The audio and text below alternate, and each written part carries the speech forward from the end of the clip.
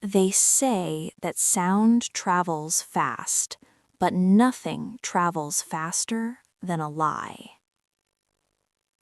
I was walking down the hallway of my apartment building. It was a Tuesday morning. The air was cold and smelled of old dust and damp carpets. I was holding my laundry basket, trying to keep my head down. I just wanted to get to the washing machines and come back to the safety of my room. But then I saw them. Mrs. Smith and Mr. Harper were standing by the stairs. They were my neighbors. We used to say hello. We used to talk about the weather. But today, they stopped talking the moment they saw me. The silence was heavy. It felt like a physical weight pressing against my chest. I tried to smile. I tried to be polite. But they didn't smile back. Their eyes were cold, hard, judgmental. I walked past them, my heart beating a little faster. And then, just as I turned the corner, I heard it. Mrs. Smith didn't even whisper. She wanted me to hear it. "That is the girl," she said. Her voice was sharp, like cutting glass. "She hasn't paid rent in 3 months, and now she pays her rent with her body. It is disgusting." I froze. My hands started to shake. The laundry basket almost slipped from my fingers. Pays with her body. The words echoed in my mind. They twisted inside my stomach like a knife. They thought I was cheap. They thought I had sold myself for a few $100s. They thought they knew the truth. But they didn't know anything. They didn't know about the cold nights. They didn't know about the hunger. And they certainly didn't know about Billy. They didn't know that the truth was much more complicated and much more painful than their ugly gossip. Let me go back. Let me tell you how it really happened. 3 days before that terrible moment in the hallway, my life was falling apart. My name is Abigail. I am 28 years old and I am an artist. In New York City, saying you are an artist is like saying you are a dreamer. It sounds romantic, but the reality is brutal. I paint every day. I pour my soul onto the canvas. Sometimes I sell a painting, and for a few weeks I feel like a queen. I buy fresh fruit. I buy good coffee. I pay my bills. But those moments are rare. Most of the time, I am just surviving. For the last 3 months, I hadn't sold anything, not a single sketch. My bank account was empty.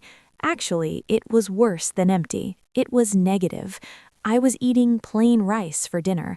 I was walking everywhere to save money on the subway.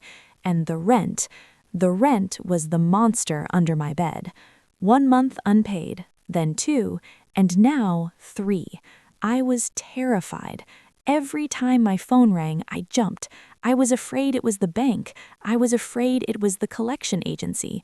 But most of all, I was afraid of the knock on the door. I knew it was coming. I knew I couldn't hide forever. But I tried. I stayed inside. I kept the lights low. I moved quietly like a ghost in my own home. I thought if I was quiet enough, the world would forget about me. But the world never forgets, and neither did my landlord. It was a rainy afternoon. The sky was gray and heavy. I was sitting in front of a blank canvas, trying to find inspiration, but all I could feel was panic. Then it happened. Knock, knock, knock. 3 sharp sounds. They weren't aggressive, but they were firm. My heart stopped. I knew who it was. There was only one person who would knock on my door at this hour. I sat very still. Maybe he would go away. Maybe he would think I wasn't home. Knock, Knock. Abigail, I know you are in there. It was Billy. I couldn't hide any more. I took a deep breath, trying to steady my shaking hands. I walked to the door. My legs felt heavy, like I was walking through water. I unlocked the latch and opened it slowly. Billy was standing there. He was wet from the rain. He looked tired. Billy wasn't a bad man. He wasn't one of those evil landlords you see in movies. He was young, maybe 35. He had always been kind to me. When the heater broke last winter, he fixed it himself. When I lost my keys, he brought a spare set without complaining. But business is business. "Hello, Billy," I whispered. I couldn't look him in the eye. I looked at his shoes. They were wet and muddy. "Abigail," he said. His voice was low. "We need to talk." I stepped back and let him in. My apartment was small, but it was my sanctuary. It smelled of oil paint and turpentine. Usually, I loved that smell. Today, it smelled like failure. Billy didn't yell. He didn't scream. That almost made it worse. If he had yelled, I could have been angry. But he wasn't angry. He was just disappointed. "It has been 3 months, Abigail. I can't do this anymore. I have bills too. I have a mortgage. I need the rent." I felt the tears burning behind my eyes. I fought them back. I didn't want to cry in front of him. I didn't want his pity. "I know, Billy," I said. My voice was trembling. "Please, I just need a little more time, just 1 more week. I have a client interested in the big blue painting. He said he might buy it on Friday. Please." It was a lie. There was no client. There was no buyer. But I was desperate. I would have said anything to buy myself a few more days of shelter. Billy sighed. It was a long, heavy sigh. He ran a hand through his wet hair. He looked around my apartment, at the unsold paintings stacked against the wall, at the empty fruit bowl on the table. He knew I was lying. I think we both knew. He took a step closer to me. The space between us suddenly felt very small. "You always have a reason, Abigail," he said softly. "Last month it was the gallery opening. The month before that, it was the check in the mail. There is always a story." "I'm trying," I pleaded. "I am really trying." "I know you are," he said. And then his voice changed. The hardness disappeared. "I know it's hard, being an artist, being alone in this city." He looked at me, really looked at me, not as a landlord looking at a tenant who owed him money, but as a man looking at a woman. I had been so lonely. For months, my only companions were my paintings and my fear. I hadn't touched another human being in a long time. I hadn't had a real conversation. I was starving for connection. "I'm so tired, Billy," I confessed. The defense mechanism inside me collapsed. "I'm so tired of struggling. I feel like I'm drowning." Billy's expression softened completely. He stepped closer. "I'm tired too, Abigail. I hate coming here to ask for money. I hate being the bad guy. I hate seeing you look so scared." He was close enough now that I could smell the rain on his coat and the faint scent of his cologne. It was a warm, masculine smell. It made me feel safe just for a second. Is there another way to resolve this?" he asked. His voice was a whisper. The question hung in the air. My heart beat faster. What did he mean? A payment plan? A loan? But then I looked at his eyes. They weren't looking at my wallet. They weren't looking around the room. They were looking at my lips. I knew exactly what he meant. And in that moment, I had a choice. I could have asked him to leave. I could have been offended. I could have pushed him away. But I didn't. Because I was lonely. Because he was handsome. Because for the first time in months, someone was looking at me with desire, not with pity. I didn't want to be the poor artist anymore. I wanted to be wanted. I didn't pull away. I didn't say no. When he leaned in, I closed my eyes. The kiss was desperate. It was full of all the frustration and loneliness we both felt. I forgot about the rent. I forgot about the money. I forgot that he was my landlord and I was his tenant. In that moment, we were just two people seeking comfort in a cold, hard city. We moved to the bedroom. The rain tapped against the window, creating a rhythm for us. I want to be clear about this. I didn't do it for the money. I didn't do it to save my apartment. I did it because I wanted him. I wanted to feel his arms around me. I wanted to feel human again. That night, I slept better than I had in months. I felt safe. I felt protected. Lying there in the dark, listening to his breathing, I allowed myself to imagine a different future. Maybe this was the start of something. Maybe he liked me too. Maybe the rent problem would disappear, not because of a transaction, but because of love.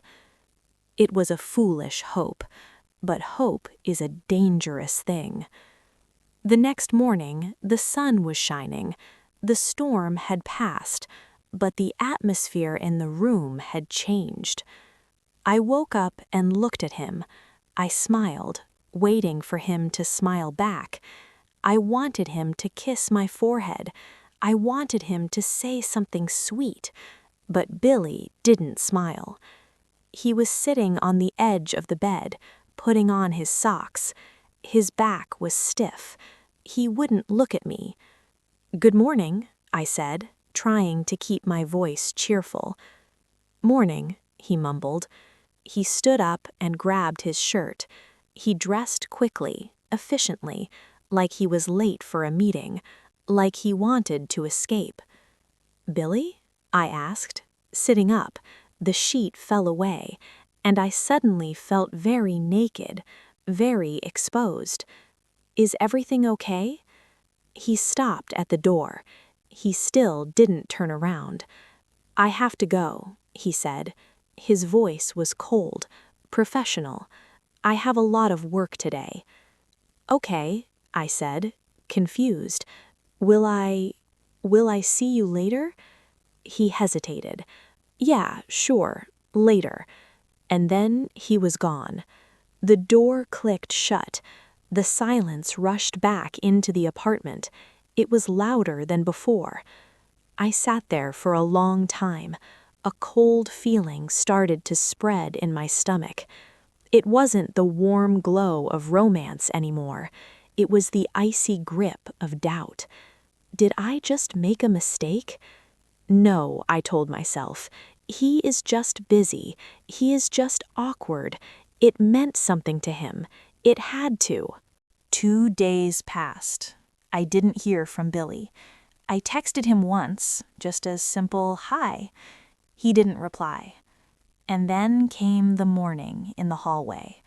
Mrs. Smith, Mr. Harper, the whisper, "She pays her rent with her body."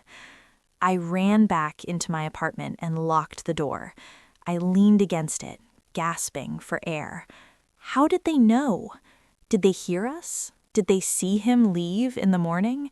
Or, the thought made me sick, did Billy tell them? Did he boast about it? Did he tell his friends and the neighbors overheard? Was I just a trophy to him? A story to tell at the bar? The broke girl who slept with me to stay in her apartment.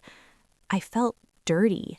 I scrubbed my skin in the shower until it was red, but I couldn't wash away the shame. That evening, there was another knock on the door. I opened it, hoping against hope that it was Billy coming to apologize, coming to tell me the rumors were wrong, coming to hold me. It was Billy, but he wasn't there to hold me. He stood in the hallway, looking nervous.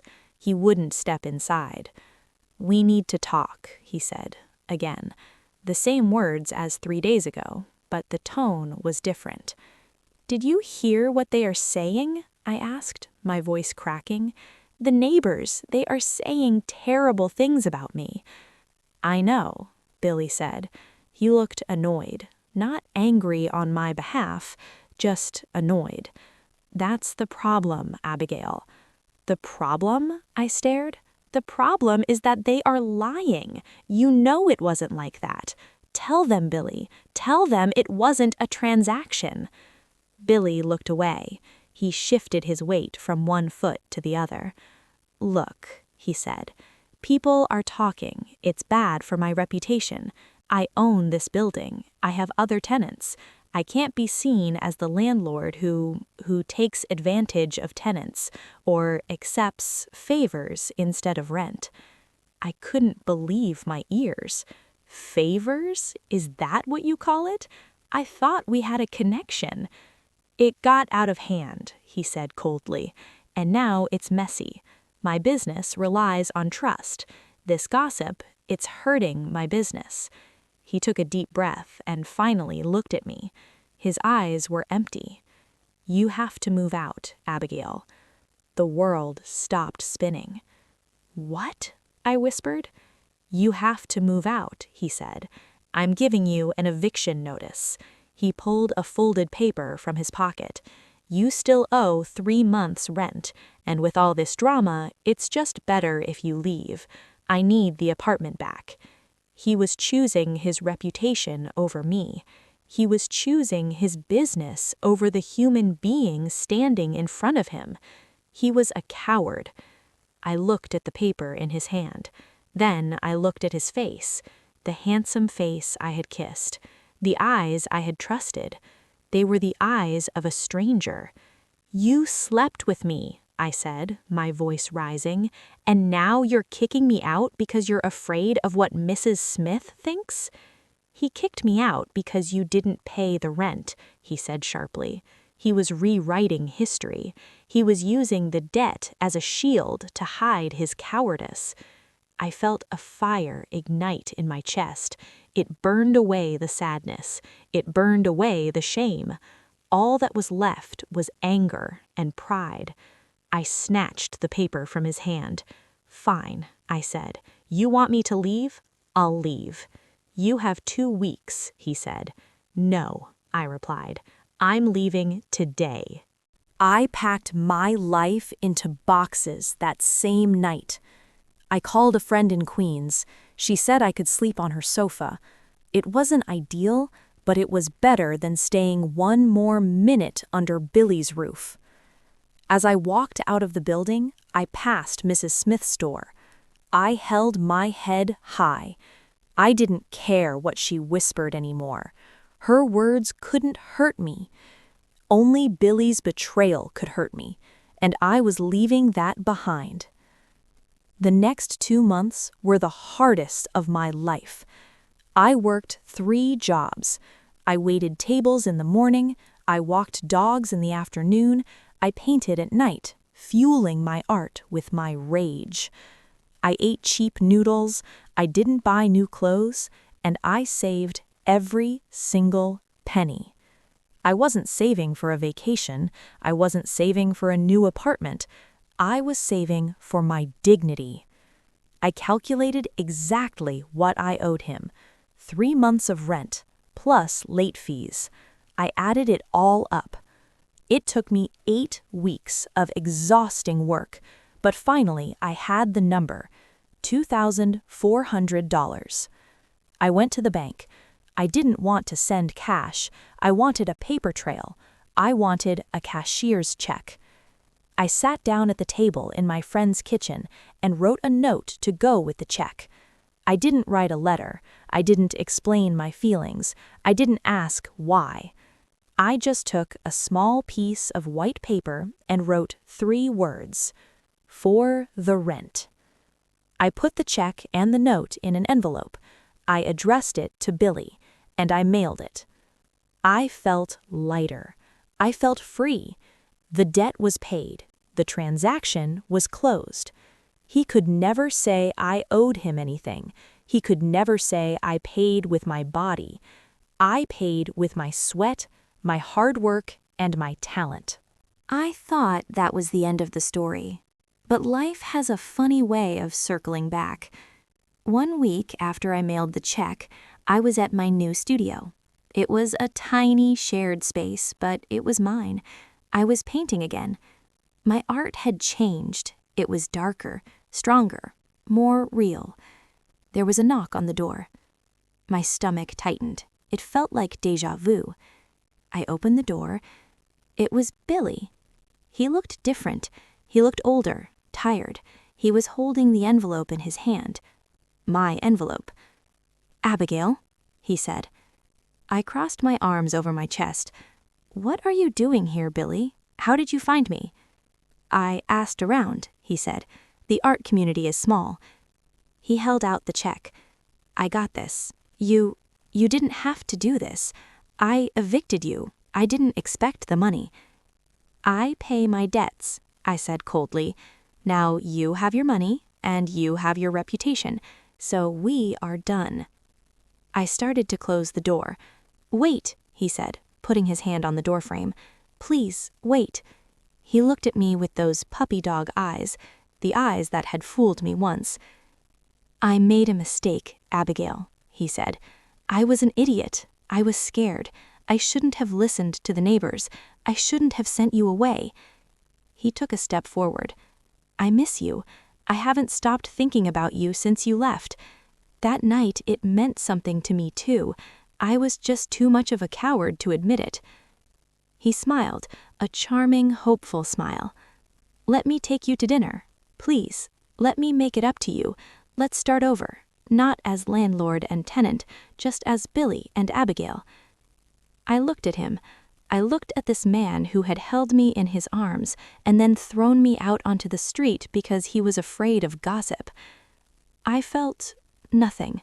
No anger, no sadness, no desire, just a complete and total lack of respect. "You want to take me to dinner?" I asked. "Yes," he said, his face lighting up with hope. "Anywhere you want." I smiled. It was a cold smile. "Billy," I said softly, "you chose your business. You chose your reputation. You chose to be safe." I looked him straight in the eye. "I paid my rent, Billy, every single cent. But you can't afford me. Not anymore." "Abigail, please." "The check is yours," I said, "but I am not." I stepped back and grabbed the door handle. "Goodbye, Billy." I slammed the door in his face. I heard his footsteps linger for a moment and then finally walk away. I turned back to my painting. I picked up my brush. The colors on the canvas looked brighter than before. They say you can't buy happiness, and maybe that's true, but you can buy your freedom, and you can definitely buy your self-respect. And let me tell you, it was worth every penny.